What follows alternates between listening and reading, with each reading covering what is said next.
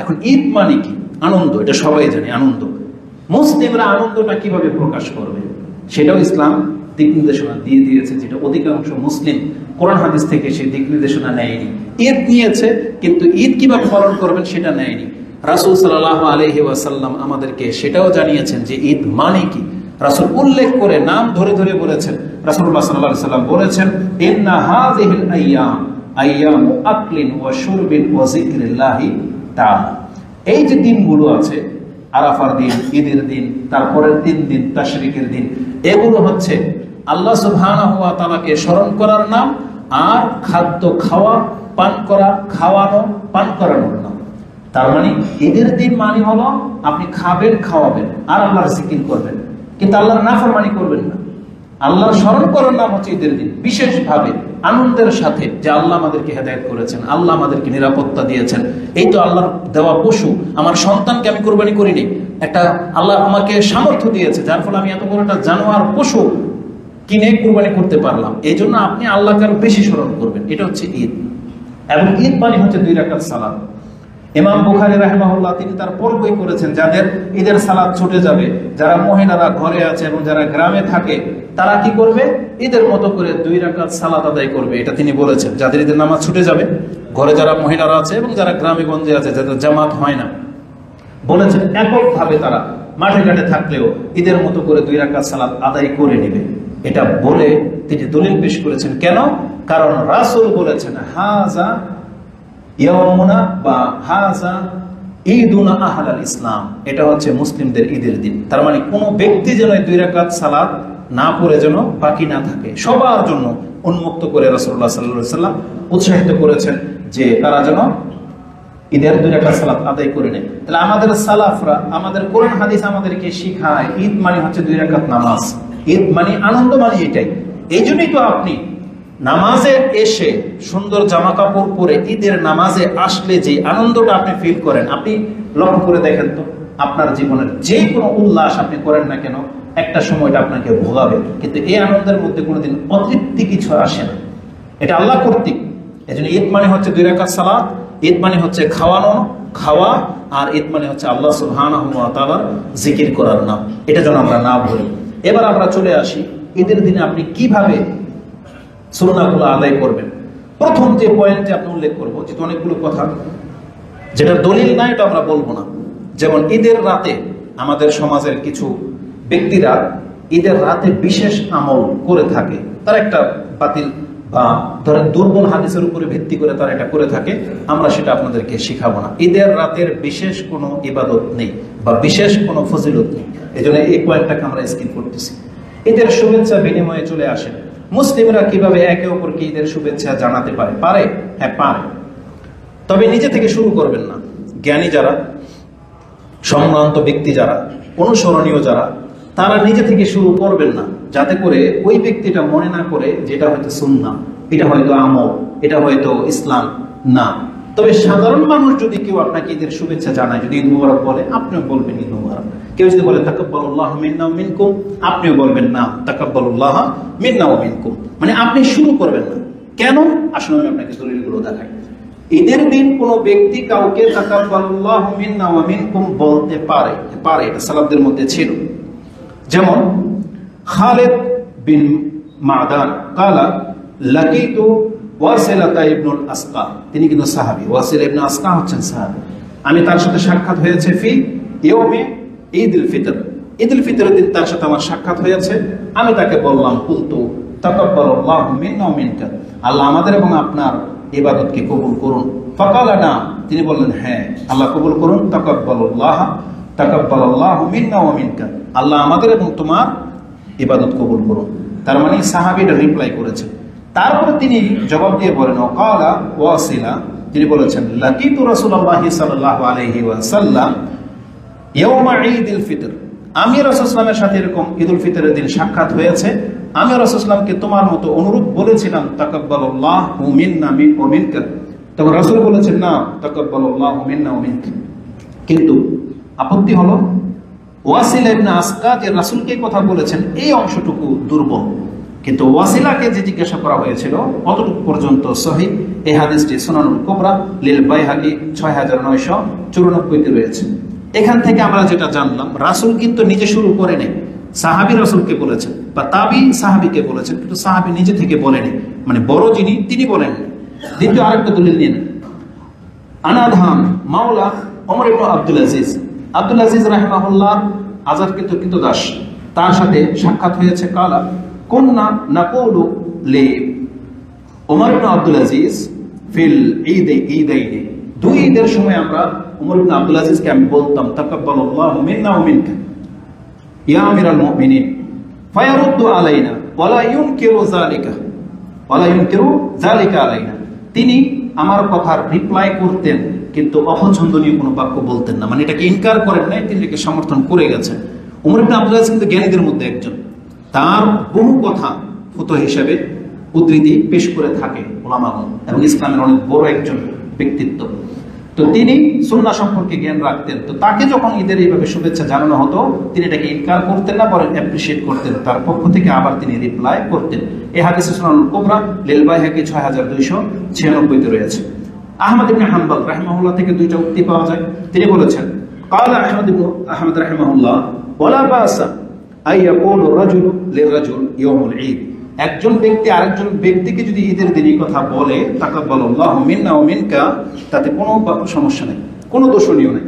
এটা আল মুগনি ইবনে কুদামা, তার মুগনি কিতাবের মধ্যে আপনি পেয়ে যাবেন, সেটা 1440-এ রয়েছে। এবং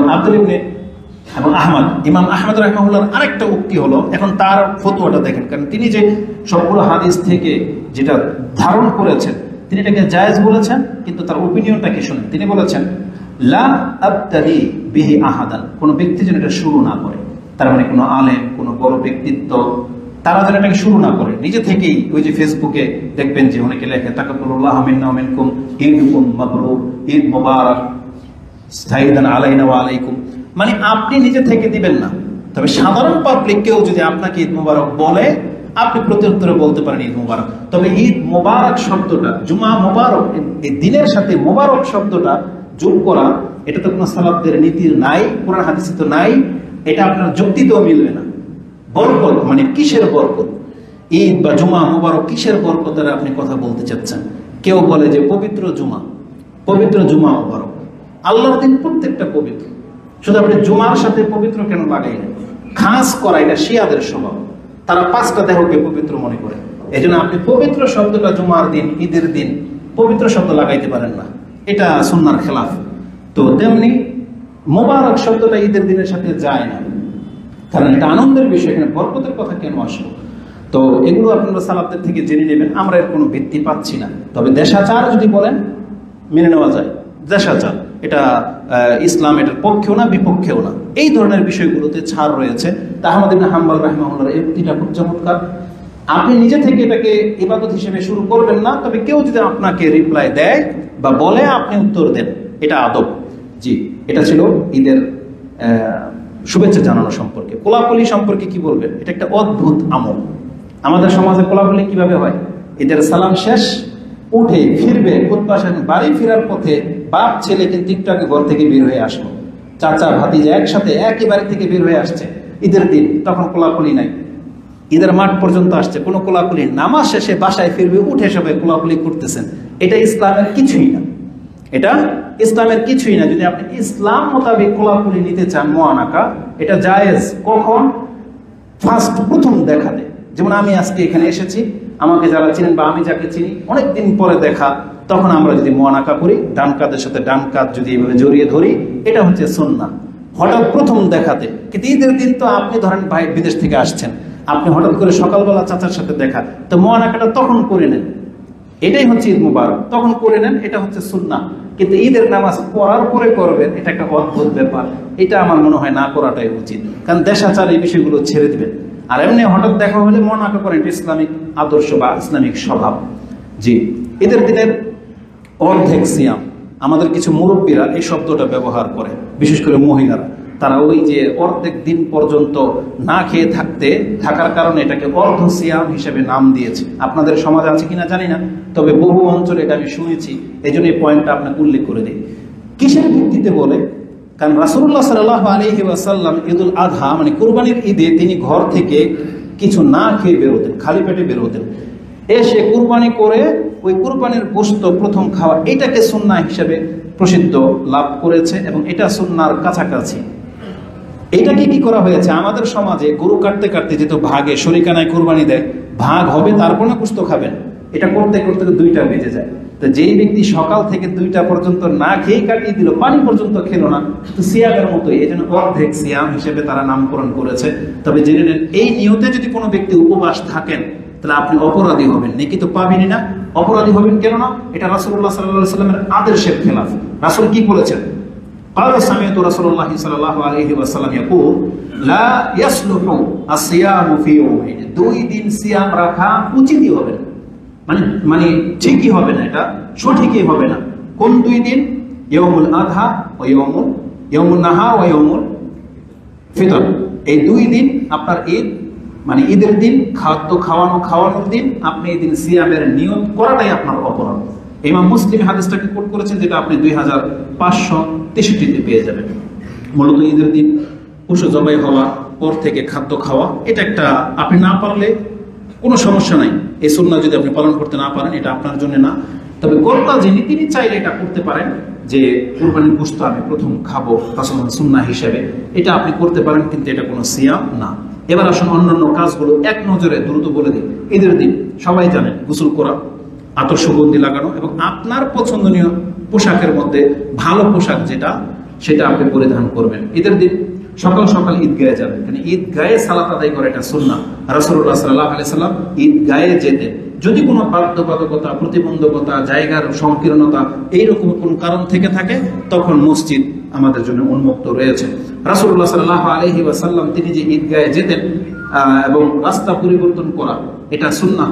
কারণ রাসূলুল্লাহ সাল্লাল্লাহু আলাইহি ওয়াসাল্লাম ইয়াখরুজু ইয়াউমুল ফিতর, তিনি ইয়াউমুল ফিতরের দিন বের হয়ে মসজিদে যেতেন। ওয়াল আযহা ইলাল মুসাল্লা, তিনি মুসাল্লায় গিয়ে ঈদের সালাত আদায় করতেন, যেটা সম্পর্কে আপনারা জানেন, বুখারীতে হাদিস 903 নম্বরে রয়েছে। তারপরে ওয়াক্তটা কখন হবে?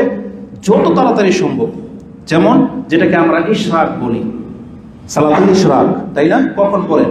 যখন শুরু হয়, সূর্য যখন উঠে যায়, তারপরে যে নামাজটা পড়েন ঈদের দিন, সালাতটা ওই সময় হওয়া উচিত, যাতে করে খুব দ্রুত আপনি বাসায় এসে কুরবানির পশু জবাহ করতে পারেন।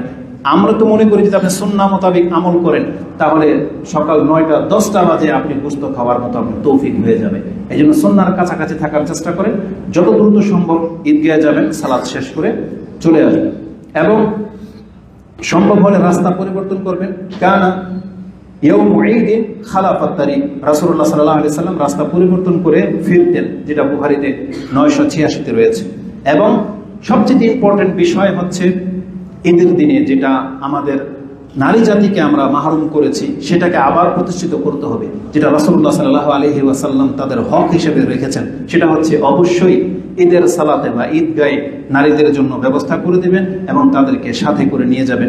এইটার বিষয়টাকে কোরআন হাদিসে এত গুরুত্ব দেওয়া হয়েছে, কিন্তু ওটাকে আমরা সবচেয়ে বেশি ঢেলাই করেছি ঈদের সালাতের ক্ষেত্রে। রাসূলুল্লাহ সাল্লাল্লাহু আলাইহি ওয়াসাল্লাম থেকে যে ভাষাগুলো ব্যবহার করা হয়েছে, বলছে যে নারীর একবার অন্তর্মহলে থাকে, যারা সাধারণত বেডরুম বা ওই ভিতর রুম থেকে হল রুমেও আসে না, লজ্জা পায়, এমন নারীদেরকে পর্যন্ত ঈদগাহে নিয়ে আসতে বলা হয়েছে।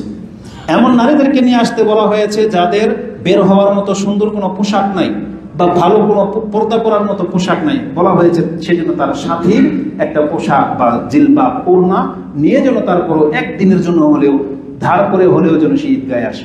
এমন মহিলাদেরকে বের করে নিয়ে আসতে বলা হয়েছে যারা হায়েজ মিনস অবস্থায় আছে। তাহলে তারা কি করবে? বলছে তারা প্যান্ডেলের বাইরে বসবে, তাদের জন্য আলাদা প্যান্ডেল করা হবে, তারা মুসাল্লায় বসবে না। আর মসজিদ হলে মসজিদের বাইরে যদি কোনো ব্যবস্থা থাকে সেখানে আসবে, কিন্তু ব্যবস্থা না থাকলে আসবে না। মসজিদের ব্যাপারটা ভিন্ন, কিন্তু ঈদগাহের ব্যাপার হলে অবশ্যই তারা যাবে এবং তারা মুসাল্লায় না বসে একবারে পেছন দিকে বসবে।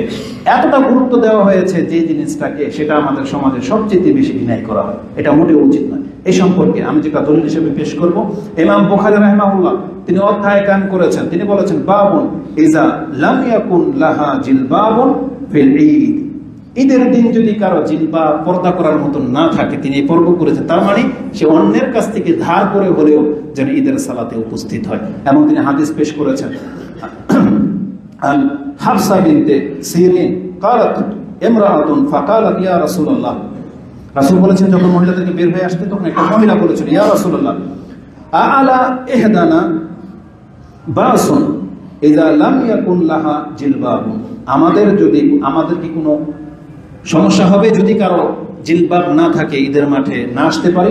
তখন রাসূল বলেছেন আল্লাহ তাখরুজু, মানে আমরা যদি বের হয়ে না আসি কোনো সমস্যা, ফাকালা লিতুলবিসাহা, সে যেন পরিধান করে, সাহেবা তুহা, সে যেন তার সঙ্গিনীর কারো সঙ্গীর একজনেরটা যেন ব্যবহার করে নিয়ে আসে, মিন জিলবাবিহা, তার জিলবাবগুলোর মধ্য থেকে যে কোনো একটা। ফালিয়াশহাদনা আল খায়র, কেন? রাসূলুল্লাহ সাল্লাল্লাহু আলাইহি ওয়াসাল্লাম বলেছেন এখানে উপস্থিত হওয়াটাই তোমার জন্য কল্যাণকর। ফালিয়াশহাদনা লিল খায়র, তুমি কল্যাণের জন্য সেখানে উপস্থিত হবে। ঈদগাহে সালাতে আসলে কি কল্যাণ আছে এটা আমরা অনেকে ভাবি না, অনেক কল্যাণ যেটা আমরা এখন ওইদিকে ব্যক্ত করতে চাচ্ছি না। তবে যেটা রাসূল সাল্লাল্লাহু আলাইহি ওয়াসাল্লাম বলেছেন ওয়া দাওয়াতুল মুসলিমিন, একটা কল্যাণ হচ্ছে সে মুসলিমদের দোয়ার মধ্যে অংশ নেবে। তার মানে ঈদের সালাতের খুতবায় যে দোয়া করা হয়, বলা হয়েছে এই দোয়ায় তুমি অংশ নেবে, এবং অনেক কল্যাণ আছে যেটা অন্যান্য বর্ণনার মধ্যে রয়েছে। আরেকটা হাদিস নিয়ে নেন, ইমাম বুখারী রাহিমাহুল্লাহ তিনি তার ঈদাইন 13 নম্বর অধ্যায়ের 15 নম্বর পর্বে করেছেন খুরুজুন নিসা ওয়াল হুইদা ইলাল মুসাল্লা, মহিলা এমনকি হায়েজ মহিলা যাদের, তারা পর্যন্ত মুসাল্লাতে আসবে, এটা তিনি পর্ব করেছেন। কেন? তিনি বলেছেন এর হিকমা সম্পর্কে বলেছেন উম্মে আতিয়া কালাত কুননা নুমারু আন নাখরুজু ইয়াউমাল ঈদ, আমাদেরকে আদেশ করা হয়েছে আমরা যেন ঈদগাহে বের হয়ে আসি বা বের করে নিয়ে আসি। কাদেরকে? হাত্তা নুখরিজা আল বিকর মিন খিদরিহা, এমন কুমারী মেয়ে যারা ওই যে অন্দরমহলে থাকে, যাদের কথা বলেছিলাম, যারা হল রুমেও আসতে লজ্জা পায়, তাদেরকে পর্যন্ত নিয়ে আসতে বলা হয়েছে। ফায়াকুন খালফান নাস, এবং কি আরেকটা শব্দ ছুটে গেছে, আল হাই আল হুইদ, মানে যারা হায়েজ তারাও যেন আসে, এবং তারা কোথায় থাকবে? ফায়াকুন খালফান নাস, তারা মানুষের পেছনে থাকবে, মুসাল্লাতে থাকবে না। কেন? তিনি হিকমা বর্ণনা করতেছেন। ফায়ুকাব্বিরনা বিতাকবীরিহিম, তারা যেন তাদের সাথে তাকবীর পাঠ করতে পারে, ঈদের দিনের যে তাকবীর গুলো আছে এটা মহিলারা যেন দিতে পারে। ওয়ায়াদউন বিদুআতিহিম, তারাও যেন দোয়া করতে পারে মুসলিমদের দোয়ার সাথে। তারপর আরেকটা হিকমা বলা হয়েছে ওয়ায়ারজুনা বারাকাতি যালিকাল ইয়াউম, ওই দিনের একটা বরকত যেন তারা হাসিল করতে পারে। তাহলে এই শব্দ থেকে যদি কেউ মনে করে যে ঈদ মুবারক বলা যেতে পারে, বলতে পারে হয়তো, কারণ এই দিনের বরকতের কথা এই হাদিসের মধ্যে একটি ইঙ্গিত রয়েছে, যেটা ইমাম বুখারী কোট করেছেন, যেটা আপনি 971 পেয়ে যাবেন। আলাকুল্লি হাল, আমি যেটা বোঝাতে চেয়েছি, আমাদের মহিলাদেরকে মাহরুম করা উচিত না, যেখানে হায়েজওয়ালা মহিলাদেরকে পর্যন্ত নিয়ে আসতে বলা হয়েছে। এই জন্য এই জিনিসটাকে আমরা মাথায় রাখবো। এখন আসুন ঈদের দিনের সালাত সম্পর্কে একটু ইঙ্গিত করে দিই, কারণ আমাদের সমাজে কি হয়, তারা জুমার খুতবায় সেগুলো শিখে না। ঈদের মাঠে ঈদের সালাতে এসে তখন ইমাম এই সকাল থেকে এই ব্যবহার করতেই থাকে মাইক, তারপরে নিয়ম কানুন শিখায়, তাকবীর শিখায়, নিয়ত শিখায়, এইভাবে। অথচ সুন্নাহ কি? সুন্নাহ হলো ইমাম যতক্ষণ পর্যন্ত মুসাল্লাতে তার জানাজা নামাজের জায়গাতে না আসবে ততক্ষণ পর্যন্ত এখানে কোনো ব্যক্তি এসে ভাষণ দিতে পারবে না, যেটা আমাদের সমাজের নেতারা করে থাকে। বিভিন্ন নেতারা পরিচিত হয় কে কি করলো। গত কয়েকদিন আগের একটা ঘটনা, জায়গার নাম নিলাম না, সেখানে একটা ঈদগাহ, মানে হানাফি অঞ্চলে একটা আমাদের দিনী ভাইয়েরা, মানে কোরআন সুন্নাহর অনুসারীরা একটা ঈদগাহ করে দিয়েছে। তা আমাদেরকে নিয়ে গেছে যে সেখানে একটু কিছু মানে নসিহাপূর্ণ কিছু কথা বলবো। সুবহানাল্লাহ, তাদের মুরব্বীদেরকে নিয়ে আসা হয়েছে, তারা তাদের কৃতিত্ব তুলে ধরতে ধরতে ওই আধা ঘন্টা শেষ, ঝগড়ার মতো লেগে গেছে। সে বলছে আমি এটা করেছি তো আমার নাম নাই, এটা করেছি ওটা করেছি, করতে করতে প্যাচগুস লেগে গেল। তো শেষে আমি একটা কথা বলেছি, যা তোলপাড় করার আজকে করে ফেলেছেন, দেখেন ঈদের নামাজ পড়তে এসে কাজটা করেন না। ওই দিন শুধু আপনারা কথা শুনবেন, কথা বলতে এসেন না। আপনারা যদি আসেন কি করতে আসবেন? আল্লাহর জিকির করার জন্য শুধু আসবেন। ওদিন কথা বলবেন না, কথা শুধু শুনবেন। ইমাম যখন খুতবা দিবে তখন কথা শুনে বাসায় যাবেন, ওটা আপনার কথা বলার জায়গা না।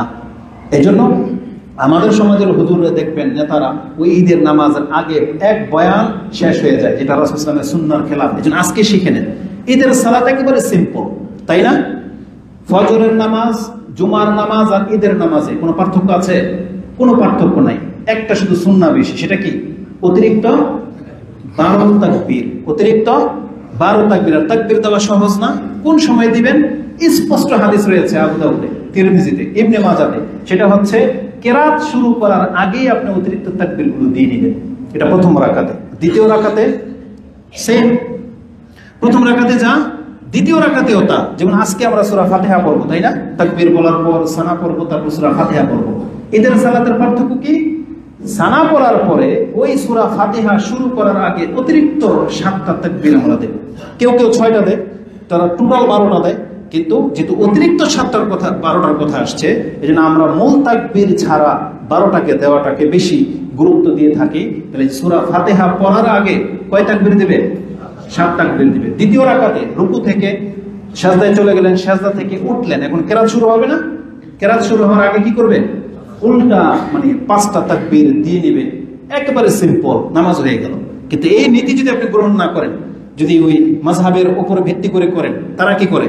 প্রথমে কেরাত শুরু করার আগে ঠিকই তাকবীর দেয়, দ্বিতীয় রাকাতে গিয়ে রুকুতে যাওয়ার আগে যখন তাকবীর দেয়, অধিকাংশ মানুষের ভুলটা ওই জায়গাতে হয়। অধিকাংশ মানুষ তখন রুকুতে চলে যায়, আর যারা দেখতেই পায় না সামনে কি হচ্ছে, এমন কি সে তো তাকবীর দিচ্ছে ও রুকুতে, সে আবার তাকবীর দিচ্ছে ও সেজদায়, বুঝছেন? তো এই ভুলটা করবেন না, কারণ হাদিসে স্পষ্ট আছে। সেটা কি আছে আমি একটা হাদিস আপনাকে শোনাই দিই। 2 রাকাত সালাত, আযান নাই, ইকামত নাই, এবং অতিরিক্ত শুধু তাকবীর যোগ হবে। এই মর্মে রাসূলুল্লাহ সাল্লাল্লাহু আলাইহি ওয়াসাল্লাম থেকে আন্নান নবী সাল্লাল্লাহু আলাইহি ওয়াসাল্লাম খারাজা ইয়াউমুল ফিতর, তিনি ইয়াউমুল ফিতরে সালাত আদায় করতে বের হলেন। ফাসাল্লা রাকাতাইনি, 2 রাকাত সালাত আদায় করলেন। লাম ইউসাল্লি ক্বাবলাহা ওয়ালা বাদাহা ওয়া মাআহু বিলাল, বিলাল রাদিয়াল্লাহু তাআলা তার সাথে ছিলেন। তিনি এসে শুধুমাত্র 2 রাকাত সালাত আদায় করলেন। ঈদের নামাজের আগেও কোনো নামাজ নাই, ঈদের নামাজের পরেও কোনো নামাজ নাই। এই হাদিসটা ইমাম বুখারী কোট করেছেন, যেটা আপনি 989 এবং 966 পেয়ে যাবেন। আর মসজিদে যদি হয়, তার মসজিদে জামাত, ঈদের জামাত কয়টায় আপনাদের মসজিদে? 6:30টায়। তাহলে কেউ 6টা বাজে ঢুকছেন, আপনি কি করবেন? যেটা আপনি হাদিস জানলেন যে ঈদের আগে কোনো নামাজ নাই, কিন্তু মসজিদে ঢুকলে ওই হাদিসটা আপনি আমল করবেন, যেটা রাসূল বলেছেন ইজা দাখালা আহাদুকুমুল মসজিদ, যখন খুশি যখনই কেউ মসজিদে ঢুকে। এটার হকটাই ভিন্ন। এটা ঈদের সাথে কোনো মাইয়াতের সাথে এটার সম্পর্ক না। মসজিদে ঢুকে বসতে চাইলে আপনাকে নামাজ পড়ে বসা, এটাই হচ্ছে সুন্নাহ। এটা এটার সাথে অ্যাড হবে না, ওটা পৃথক একটা বিষয়। আর এটা হচ্ছে ঈদগাহের জন্য। ঈদগাহে গিয়ে আপনাকে 2 রাকাত নামাজ পড়ে বসতে হবে না। ওখানে গিয়ে আপনি বসে যাবেন এবং আল্লাহ সুবহানাহু ওয়া তাআলার জিকির করতে থাকবেন। আর অতিরিক্ত তাকবীরগুলো আপনি কিভাবে দেবেন এই সম্পর্কে শুধু একটা হাদিস বলবো, যেহেতু সময় অনেক পাস হয়ে চলে যাচ্ছে। আন্না নবী সাল্লাল্লাহু আলাইহি ওয়াসাল্লাম কাব্বারা ফিল ঈদাইনি, ঈদের দিনে রাসূলুল্লাহ সাল্লাল্লাহু আলাইহি ওয়াসাল্লাম তাকবীর দিতেন। ফিল উলা, প্রথমে, হাদিসের ভাষাটা স্পষ্ট, ফিল উলা সাবআন, আর কাবলা আল কিরাআতি, স্পষ্ট। এর চেয়ে আর কি আছে? কাবলা আল কিরাত, কিরাতের পূর্বে রাসূলুল্লাহ সাল্লাল্লাহু আলাইহি ওয়াসাল্লাম 7টা তাকবীর দিতেন। ওয়া ফিল আখিরা, শেষ রাকাতে কি করতেন? খামসান, 5টা তাকবীর দিতেন। কাবলুল কিরাত, ওইটাও কিরাতের আগে। এখানে রুকুর আগে বলা আছে, কিরাতের আগে বলা আছে। হাদিস নাম্বার আবু দাউদ থেকে নিয়ে নেন। ইমাম আবু দাউদ হাদিসটাকে 534 করেছেন, ইবনে মাজাতে হাদিসটি 1277 রয়েছে। এবং এটার আরেকটা ভাষা, যেটা ইমাম আবু দাউদ ভিন্ন শব্দে করেছেন, তিনি বলেছেন কালা নবী সাল্লাল্লাহু আলাইহি ওয়াসাল্লাম তাকবীরু ফিল ফিতর সাবআন ফিল উলা, 7টা তাকবীর দেবে প্রথম রাকাতে, ওয়া খামসুন ফিল আখিরা, 5টা তাকবীর দিবে শেষ রাকাতে, ওয়াল কিরাআতু বাদাহুমা কিলতাইহিমা, রাসূল বলেছেন। আর কিরাত হবে 2 রাকাতেই, কিরাত হবে তাকবীরের পরে। স্পষ্ট কথা। এই হাদিস ইমাম আবু দাউদ কোট করেছেন 1151। এখানে আশা করি ভুল হওয়ার কিছু না। এটা আজকে কেন বললাম? কারণ যদি কারো ঈদের সালাত ছুটে যায়, আপনি নিজে নিজেই তো 2 রাকাত পড়বেন, যেখানে পারেন পড়ে নেবেন। কিভাবে পড়বেন? আপনি নামাজ শুরু করুন, আল্লাহু আকবার, তারপর সানা পড়েন, তারপর অতিরিক্ত 7টা তাকবীর দিয়ে দেন, সূরা ফাতিহা পড়েন, রুকুতে সাজদাতে চলে যান। দ্বিতীয় রাকাতে উঠে আবার যখন কিরাত শুরু করবেন, আগে 5টা অতিরিক্ত তাকবীর দিয়ে নেন, তারপরে যেভাবে আপনি নামাজ পড়েন সেভাবে শেষ করে দেন। এখন সালাত তাকবীরের সময় হাত উঠাবেন কিনা, এই ক্ষেত্রে সালাতদের মত রয়েছে। তারা কেউ কেউ উঠাতেন, কেউ কেউ উঠাতেন না। এই জন্য এখানে কোনো বাধ্যবাধকতা নাই, তবে উঠাবেন। এটা সুন্নাহর সবচেয়ে বেশি কাছাকাছি, যেগুলো আমরা হাদিসগুলো দেখেছি। এটা হচ্ছে সিম্পল বিষয়। মাসলাগত বিষয় ওদিকে আমরা যাব না। তবে কারো যদি তাকবীর কম বেশি হয়ে যায়, তাতে নামাজের কোনো ক্ষতি হবে? সাজদা লাগবে? কিছুই লাগবে না ইনশাআল্লাহ। এটা মাযহাবে কি আছে সেটা আমি জানি না, তবে আমাদের সালাফদের মত আমি আপনাদের কাছে পেশ করেছি। তাকবীর যদি কম বেশি হয়ে যায় তাহলে দিতে ভুলেও যদি যায় তার নামাজ কোনো ক্ষতি হবে না, এমনকি সাজদাও লাগবে না। আল্লাহু আলাম, আল্লাহ ভালো জানে। জি, ঈদের সালাত ছুটে গেলে বলেছিলাম আপনি নিজে নিজে 2 রাকাত সালাত আদায় করে নেবেন। এটা ইমাম বুখারী রাহিমাহুল্লাহ ঘনিষ্ঠ ভাষায় তিনি বলেছেন এবং তিনি একটা যুক্তি পেশ করেছেন, ইজা ফাতাহুল ঈদ ইউসাল্লি রাকাতাইন, যদি কারো নামাজ ছুটে যায় সে 2 রাকাত সালাত আদায় করে নেবে। কারণ তিনি যুক্তি কায়েম করেছেন যে এটা রাসূল বলেছেন হাযা ঈদুনা আহলাল ইসলাম, কারণ এটাই হলো ঈদ। তাহলে আপনার ঈদ কেন ছুটে যাবে? জামাত ছুটে গেছে, তা আপনার ঈদ যেন না ছুটে। তার মানে আপনি 2 রাকাত সালাত আদায় করে নেবেন, যেটি ইমাম বুখারী তার 13 নম্বর অধ্যায়ের 25 নম্বর পর্বে উল্লেখ করেছেন। তারপরেই হবে আমাদের গুরুত্বপূর্ণ আরেকটি কাজ, সেটা হচ্ছে কুরবানি। এক নজরে কুরবানি সম্পর্কে আমি সংক্ষিপ্ত কিছু বলে দিই।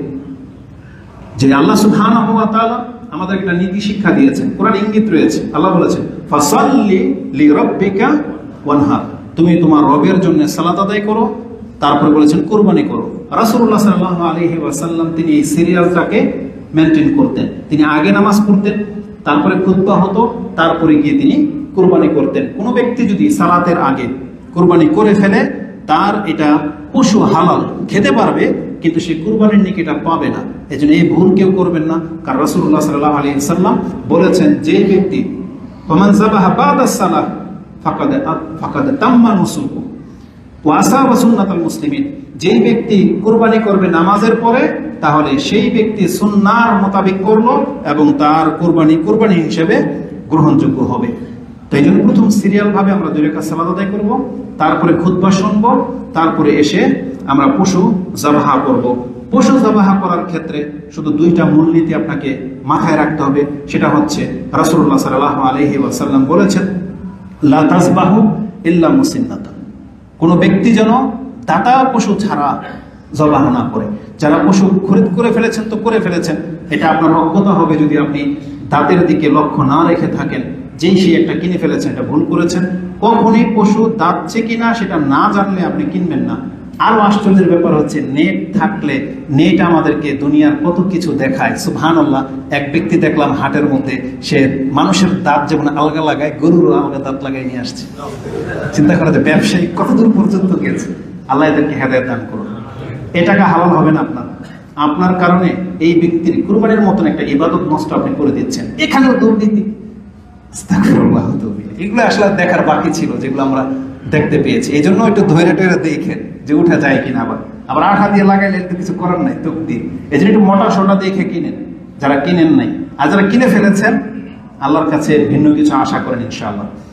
এখন আসুন জবাহ করার পদ্ধতি সম্পর্কে।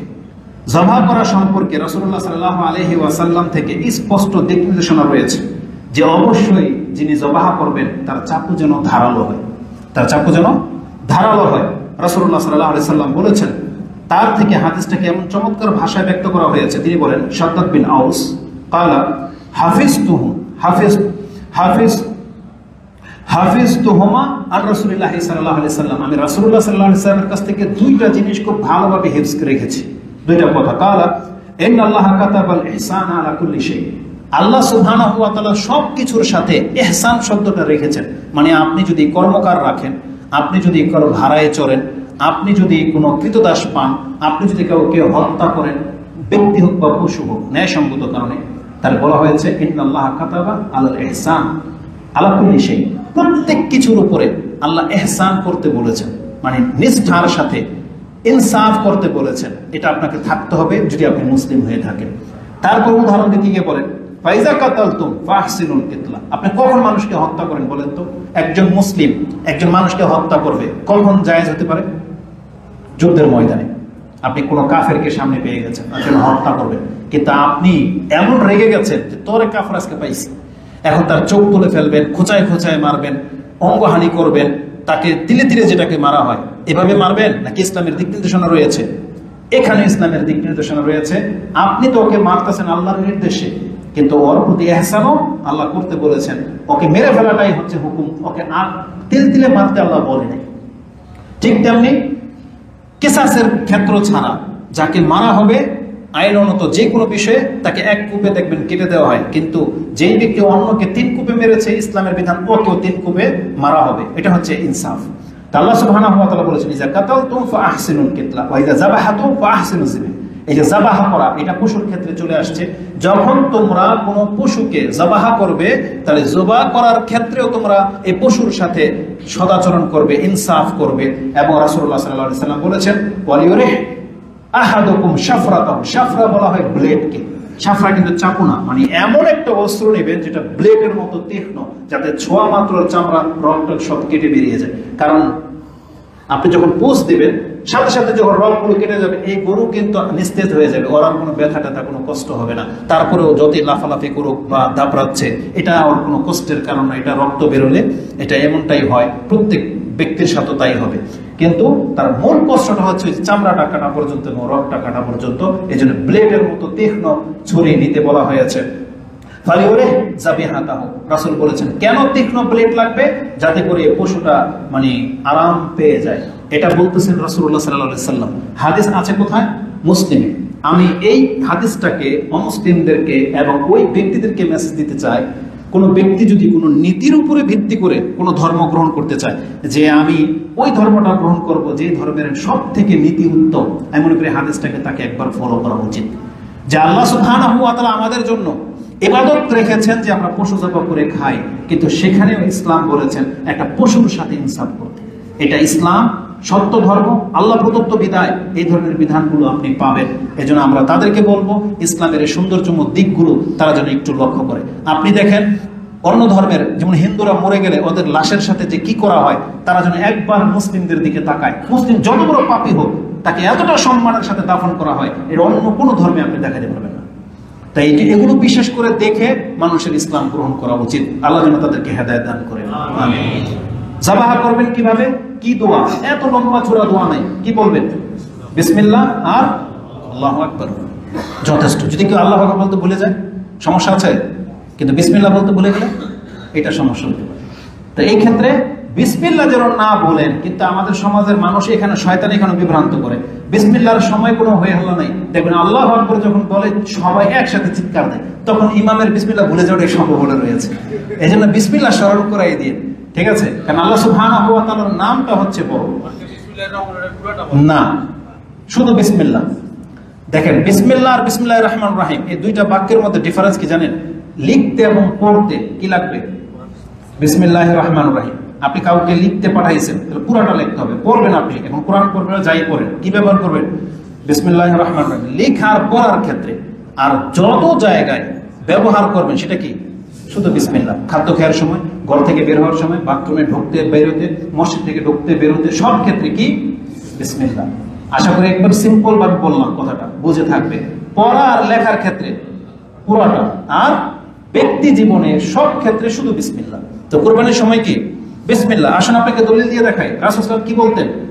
আনা আয়েশা আন্না রাসূল সাল্লাল্লাহু আলাইহি ওয়াসাল্লাম قال বিসমিল্লাহ আল্লাহুম্মা তাকাব্বাল মিন মুহাম্মাদিন ওয়া আলি মুহাম্মাদিন ওয়া মিন উম্মতি মুহাম্মাদিন সুম্মা দাহা বিহি।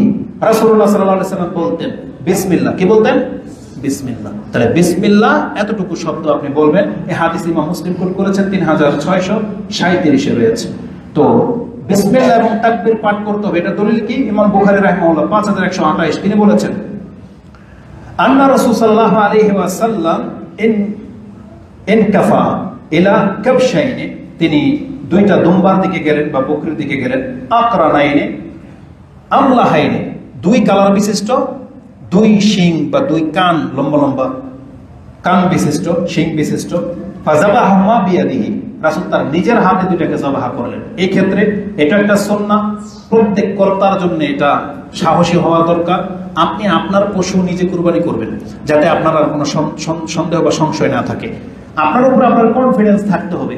আর না হয় আপনি যখন জানবেন যে আমি আমার পশু জবাহ করি, তাহলে আমাকে সৎ হইতে হবে। হতে পারে এর জন্য আপনি সৎ হবেন, নিজেকে যোগ্য তৈরি করেন যে আমি দোয়া করলে ফু দিলে কাজ হবে। আমার কাছে যখন কেউ দোয়া চায়, আমি দোয়া করলে কাজ হবে, নিজেকে ওই যোগ্য তৈরি করার চেষ্টা করেন। এই জন্য কি লাগবে? হালাল খাওয়া লাগবে, তাই না? আল্লাহর বন্দেগী লাগবে।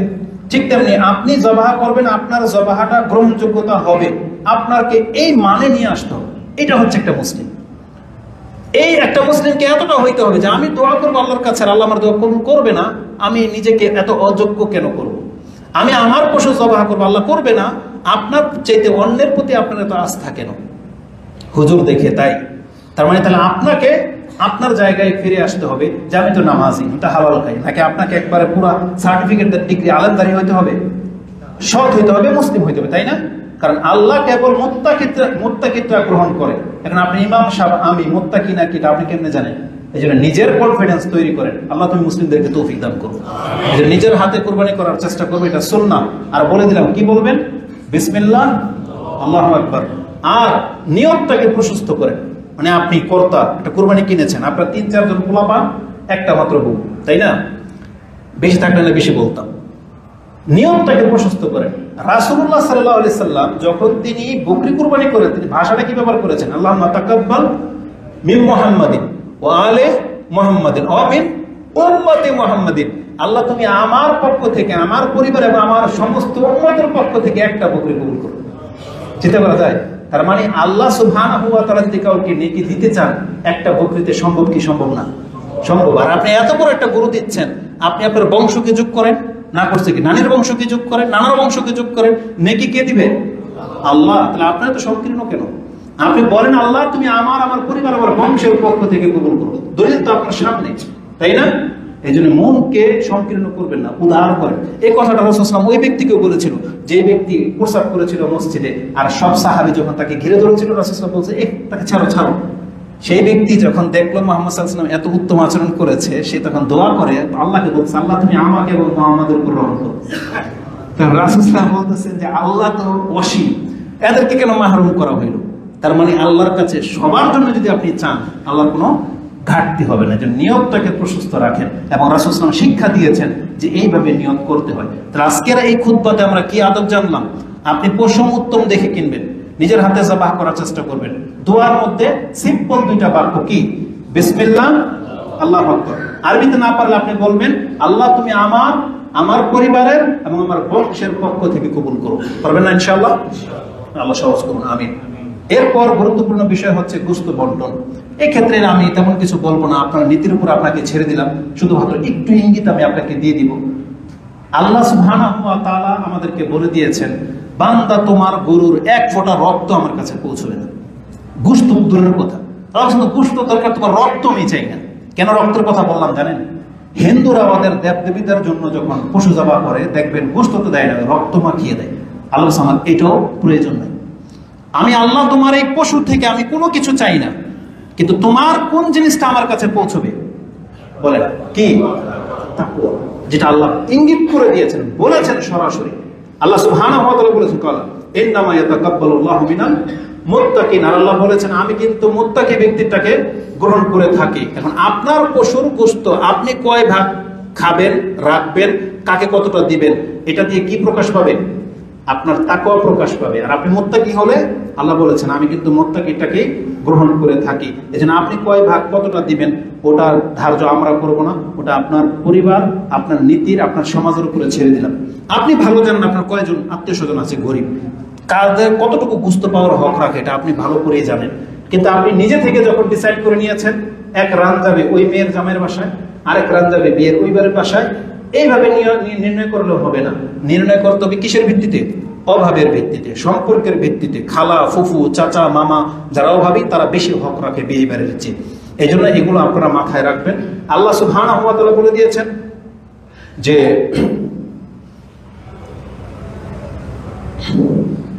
আমি ভাগের দিকে যাব না। আল্লাহ সুবহানাহু ওয়া তাআলা বলেছেন তুমি খাও এবং খাওয়াও। একটা সুন্দর নোক্তা বলে দিই, আল্লাহ যখন গোশত বন্টনের কথা বলেছেন, আল্লাহ আগে আপনাকে প্রাধান্য দিয়েছেন। 3টা আয়াত আছে কোরআনে মর্মে, 2টা আমি আপনাকে বলি। 2টা আয়াত আছে। আল্লাহ বলেছেন ফাকুলু মিনহা, তুমি খাও, তা থেকে তুমি খাও। ফাকুলু মিনহা ওয়া আতিমু আল বাইস আল ফাকির, এবং তুমি ফকির মিসকিনদেরকে দাও। তার মানে আল্লাহ আপনাকে আগে বলেছেন তুমি খাও। এজন্য আপনি কতটা খাবেন আপনাকে এখতিয়ার দিয়ে দেওয়া হয়েছে। ইসলামের সংকীর্ণতা এখন নাই যে আপনি শুধু 3 দিনের জন্য খেতে পারবেন এমন না। আপনি খান, একবারে যতটুকু আপনার তৃপ্তি ভরে খাওয়ার লাগে আপনি খান। তারপর আল্লাহ বলেছেন তারপর তুমি ফকির মিসকিনদেরকে দাও। তাহলে ইসলাম আপনাকে কোথায় ঠকাইবে? আপনাকে তো পুরো এখতিয়ার দিয়ে দেওয়া হয়েছে। প্রথম আপনাকে বলেছে তুমি মুত্তাকি হলে আল্লাহ তোমারটা কবুল করবে। আল্লাহর কাছে গোশত রক্ত পৌঁছে না, শুধু তাকওয়া পৌঁছে। আর আল্লাহ বলছে তুমি খাও, এখন ডিসাইড করেন আপনি কতটা খাবেন। আল্লাহ আপনাকে ছাড় দিয়ে দিয়েছে, কিন্তু আপনি দেখিয়ে দেন যে কুরবানিটা যেন আল্লাহর জন্য। আরেকটা আয়াত আল্লাহ সুবহানাহু ওয়া তাআলা বলেছেন, এটা সূরা হজের 28 নম্বর আয়াত, সূরা হজের 36 নম্বর আয়াত আল্লাহ বলেছেন ফাইজা ওয়াজাবাত জুনুবুহা ফাকুলু মিনহা ওয়া আতিমুল কানিয়া ওয়াল মুতার। আল্লাহ বলেছেন যখন পশুটা কাত হয়ে পড়ে যাবে তা থেকে তুমি খাও, যারা তোমাদের কাছে আসবে তাদেরকেও দাও, এবং যারা অভাবী আছে তাদেরকেও দাও। এটা সূরা হজের 36 নম্বর আয়াতে আছে। আমার প্রত্যেকটা কথা আমি জানি যেটা আপনারা জানেন, কিন্তু আমি উল্লেখ করার পেছনে একটা কারণ আছে। এখানে যদি কোনো আহলে কোরআন থেকে থাকেন, আহলে কোরআন বলতে যারা হাদিস মানে না, তাদেরকে আহলে কোরআন বলাটাও বেয়াদবি হবে, কারণ তারা কিছুই না, তারা হচ্ছে নাস্তিক, মুরতাদ হয়ে মরবে একটা সময়। তারা যে হাদিস মানে না বিপদে পড়বে কি জানেন? এই একটা আয়াত নিয়ে নেন, তাদেরকে বলবেন তোমরা যখন পশুটাকে জবাহ করো, ওই পড়ে যাওয়ার পশু থেকে তোমাদেরকে কোনো কাঁচা খেতে হবে, পাক করার কোনো অনুমতি নেই। কারণ কোরআন আল্লাহ কি বলেছে জানেন? যে তোমার পশুটা যখন কাত হয়ে পড়ে যাবে, ফাইজা ওয়াজাবাত জুনুবুহা, এই যে যখন কাত হয়ে পড়ে যাবে, যেমন উটকে কিন্তু দাঁড়িয়ে জবাহ করা হয়, নহর করা হয়, এই হলকের মধ্যে একটা খোঁচা মারা হয়, রক্ত ঝরতে থাকার ধাপাস করে পড়ে যায়। তাআলা বলেছে এখান থেকে তুমি খাও আর ফকির মিসকিনকে খাও। এখন যারা হাদিস মানে না ওদেরকে বলতে হবে আয়াতের উপর আমল করো। বুঝেন কথা? বলে এখন আমল করে, গরু পড়ে গেছে, এখন এখান থেকে গোশত খান। তো যারা হাদিস থেকে ব্যাখ্যা নেবে, রাসূল সাল্লাল্লাহু আলাইহি ওয়াসাল্লাম আমাদেরকে শিক্ষা দিয়েছেন কিভাবে সেটা প্রসেস করতে হবে, কিন্তু আল্লাহ বলেন এখানে পাক করে খাও। এই জন্য কোরআন হাদিস মেনে চলার চেষ্টা করতে হবে। তা আমি আয়াতটা কোন সেন্সে বলেছি যে আল্লাহ বলেছেন তুমি খাও, তার মানে আপনাকে আল্লাহ প্রথম প্রাধান্য দেওয়া হয়েছে। এই জন্য আপনি ডিসাইড করেন যে আল্লাহ আমার উপরে ইহসান করেছেন, তাহলে আমারও উচিত দেখিয়ে দেওয়া যে আমি যেন কম খাই এবং আমি অন্যদেরকে যেন দেই।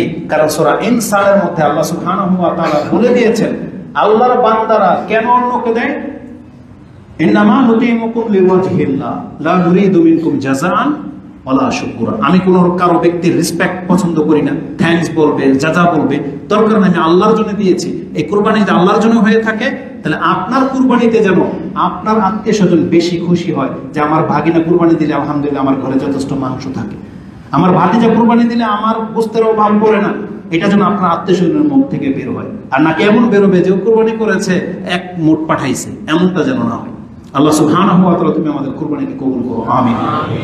আল্লাহ সুবহানাহু ওয়া তাআলা একটা মূলনীতি বলে দিয়েছেন, লান তানালুল বিররা হাত্তা তুনফিকু মিম্মা তুহিব্বুন।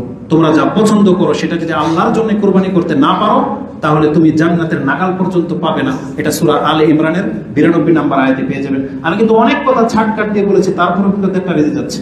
আর মাত্র 2টা পয়েন্ট, সেটা কি? কুরবানির পশুর কোনো কিছু আপনি কসাইকে দিতে পারবেন না।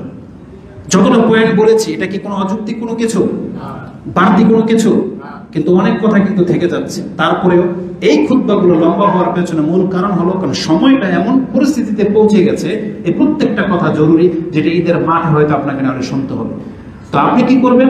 আপনার পশু কাউকে না কাউকে কাটতে দিবেন, তাকে আপনি জাযা হিসাবে, পারিশ্রমিক হিসাবে এই গরুর পক্ষ থেকে, যেমন অনেকে আছে এই নিয়তে আসে যে তুমি কাটবা, তোমার 500 টাকা দেবো, সে রাজি হয়ে যায়। কিসের ভিত্তিতে? যে যাওয়ার সময় আমাকে 4টা ঠ্যাং দিবে, সেই জন্য সেটা নিয়োগ করে আসে যে যাওয়ার সময় চামড়াটা চেয়ে নেব, সেই জন্য রাজি হয়ে যায়। না, ওকে বলবেন একটা দিন মজুর তার এই কাজের জন্য যতটা পারিশ্রমিক সে ধার্য করবে, তাকে পরিপূর্ণ সন্তুষ্টির সাথে এটা আপনি রাজি হয়ে যান। আপনি আর তার মধ্যে একটা ডিসকাস করে নেন, 1000 টাকা, 1500 টাকা বা কত, 800 টাকা রোজ, যেটাই নেন বলে নেবেন যে আমি কিন্তু আমার গরুর একটা চামড়ার পশম কিন্তু এর বিনিময়ে তোমাকে দেবো না, তুমি কি রাজি? এটাকে করবা? যদি কয় রাজি, করে ওই টাকা ওকে দিয়ে দেন যাওয়ার সময়। এখন আপনার ইনসাফের পালা, আপনি কি আপনার গরু থেকে ওকে কিছু দান করতে চান? করেন, কারণ যেহেতু ও ভাবি এই জন্য কাজ করতেছে, কিন্তু পারিশ্রমিক হিসাবে না, ওটা অতিরিক্ত যেন হয়। এই জন্য পারিশ্রমিকটা আগে আপনি নির্ণয় করে নেবেন। কারণ রাসূলুল্লাহ সাল্লাল্লাহু আলাইহি সাল্লাম থেকে এই মর্মে কঠোরভাবে নিষেধ করা হয়েছে যে কালা, আলী বলতেছেন কালা আমারানি নবী সাল্লাল্লাহু আলাইহি ওয়াসাল্লাম আন আকুমা আলাল বুদন, আমি যেন উটগুলোর সামনেই যাই এবং দাঁড়াই, ওয়ালা উতিয়া আলাইহা শাইআন ফি জিজারাতিহা, আমি যেন এগুলোর বন্টনকারীদেরকে সামান্যতম জিজিয়া, জাযা মানে যেন আমি না দিই। রাসূল সাল্লাল্লাহু আলাইহি ওয়াসাল্লাম নিষেধ করে দিয়েছেন। হাদিস বুখারীতে রয়েছে 1717। এবং আরেকটা হাদিস রাসূলুল্লাহ সাল্লাল্লাহু আলাইহি ওয়াসাল্লাম বলেছেন এমনকি চামড়া রশি পর্যন্ত তাকে দেওয়া যাবে না পারিশ্রমিক হিসেবে, যে আমাকে রশিটা দিয়ে দিন, রশিও দেওয়া যাবে না। কারণ আমাদের দেশের গরুর উপর তার ওই হাওদা চড়ানো হয় না, কিন্তু ওটার উপরে তো হাওদা চড়ানো হয়। ওই হাওদাটা পর্যন্ত দান করতে রাসূল সাল্লাল্লাহু আলাইহি ওয়াসাল্লামের পক্ষ থেকে আদেশ করে দেওয়া হয়েছে যে আলী রাদিয়াল্লাহু তাআলা তিনি বলেন, আমারানা রাসূলুল্লাহ সাল্লাল্লাহু আলাইহি ওয়াসাল্লাম আন আতাসাদদাকা বিজিলাদিল বুদনিল্লাতি নাহারতু ওয়া বিজুলুদিহা, আমাকে আদেশ করা হয়েছে আমি যেন উটগুলোর যত সরঞ্জাম আছে সেগুলো এবং চামড়া পর্যন্ত যেন আমি দান করে দিই, এগুলো যেন কোনো কসাইকে পারিশ্রমিক হিসেবে কাউকে না দেওয়া হয়। এটা ছিল আজকের আমাদের খুতবার ফার্স্ট টু লাস্ট, এবং তারপরেই হবে আইয়ামে তাশরিক, যেই 3 দিনকেও কুরবানির দিন হিসেবে গণ্য করা হয়েছে। কেউ যদি হজের 13 তারিখ পর্যন্ত কুরবানি করেন তাহলে আপনার কুরবানি শুদ্ধ হবে। তবে রাসূলুল্লাহ সাল্লাল্লাহু আলাইহি ওয়াসাল্লামের জীবনে তিনি কোনো বছরই 10 তারিখ ছাড়া কুরবানি করেন নাই। এই কথাটা এই জন্য বললাম, আমাদের কিছু ভাইয়েরা আছে যারা হয়তো কোরআন সুন্নাহকে অতটা প্রাধান্য দেয় না। কেউ আছে তাবলীগী, আমি এমন কিছু ব্যক্তিদের সম্পর্কে শুনলাম, সে ইচ্ছা করে কুরবানির দিন কুরবানি করে না, 1 দিন 2 দিন ডিনাই করে। কেন? ওই যে লোক পাওয়া যায় না, পেরেশানি, উমুক তুমুক না, এগুলো যুক্তি না। যুক্তি হলো আপনি সবসময় রাসূলুল্লাহ সাল্লাল্লাহু আলাইহি ওয়াসাল্লামের পছন্দনীয় জিনিসটাকে প্রাধান্য দিবেন, যত কষ্ট হয় হোক। এই জন্য ঈদের দিনই কুরবানি করার চেষ্টা করবেন, যদিও 2 দিন পরে আপনার জন্য জায়েজ, কিন্তু উত্তম কি ঈদের দিন করা। আল্লাহ সুবহানাহু ওয়া তাআলা আমাকে এবং আপনাদেরকে কথাগুলো বোঝার এবং সেই অনুযায়ী আমল করার তৌফিক দান করুন।